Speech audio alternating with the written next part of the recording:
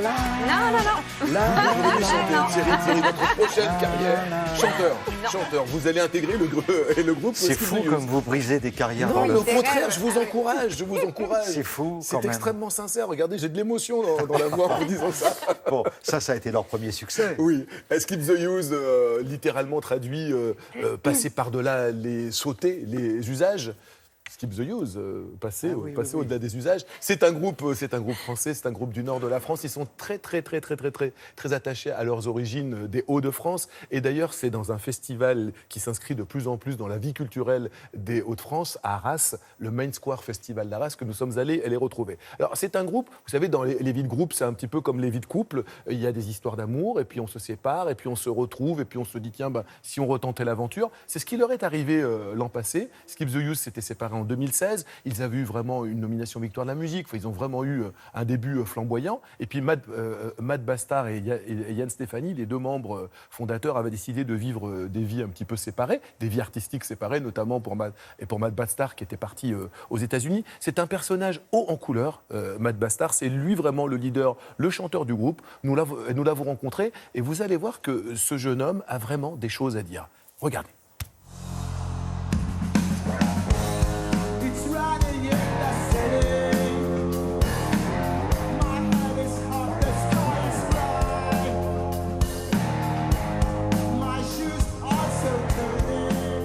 Matt, jouer aujourd'hui au Main Square Festival, c'est un peu jouer à domicile pour vous? C'est jouer à la maison, c'est jouer avec la famille autour de nous, les amis. Et puis c'est jouer dans la région qu'on affectionne. Il y a beaucoup d'émotions à revenir ici à chaque fois.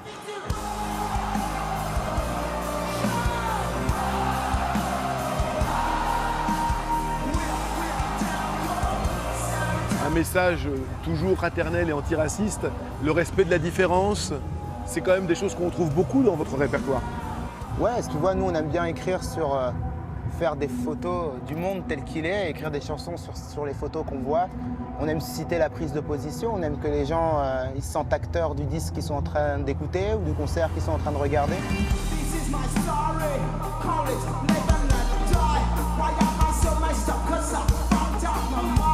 C'est Nina Simone qui disait qu'un artiste pas engagé, c'était pas un vrai artiste.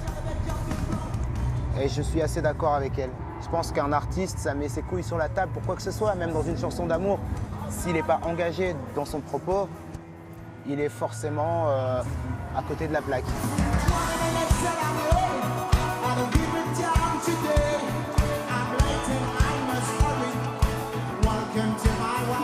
Souvent, en parlant de votre musique, de morceaux comme Ghost qui vous ont fait connaître et du grand public, on parle de rock énergique et dansant.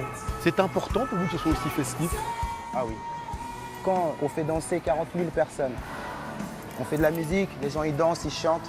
À la fin, on dit voilà les gars, ça fait 3 minutes que vous dansez, vous chantez ensemble avec votre voisin que vous ne connaissez pas, vous en foutez de sa couleur de peau, vous en foutez de son statut social, vous en foutez de sa religion, vous en foutez de sa sexualité.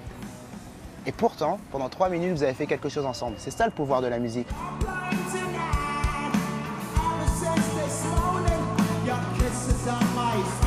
Matt, est-ce que vous sentez une responsabilité vis-à-vis des gamins qui vous suivent aujourd'hui?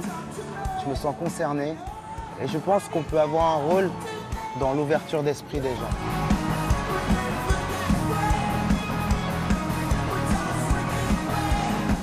Après, être artiste, c'est pas forcément avoir un rôle éducatif. Il y a un truc génial pour ça qui s'appelle l'école de la République. Et d'ailleurs, c'est souvent dans l'école de la République que les premiers groupes ils se forment. Tu vois, comme c'était notre cas. Mais par contre, ouais, on met le projecteur sur des choses. On a la chance pendant 60 minutes d'être écouté. Et ça, c'est génial.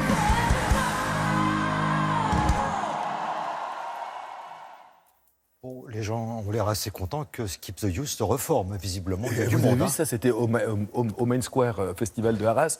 Quelques milliers plus de 10 000 personnes étaient devant la scène. Vraiment, c'est un groupe, encore une fois, qui a une renommée mondiale, mais qui porte encore une fois haut et fort ses couleurs, ce terroir, ce nord de la France, qu'il continue à défendre. La suite. Alors la suite, c'est dans les bacs à l'automne, en octobre prochain, un nouvel album qui s'appelle Past and Future, et il nous a, hors caméra, promis qu'ils avaient fomenté quelque chose de machiavélique pour ce nouvel album. Mais ça, c'est du teasing, hein, ça. Arrête, Ça vous fait peur. Mais ça fait peur à tout le monde. Je vous sens. Merci Puis, comme ça, vous beaucoup. pourrez chanter avec eux. Alors, autre type de musique, mais un sacré événement ce soir sur France 5. France 5 et Radio France s'unissent pour vous proposer la 8e symphonie de Malheur, une œuvre immense du XXe siècle, interprétée par toutes les formations musicales de Radio France. Vraiment, concert exceptionnel à découvrir ce soir sur France 5 en deuxième partie de soirée.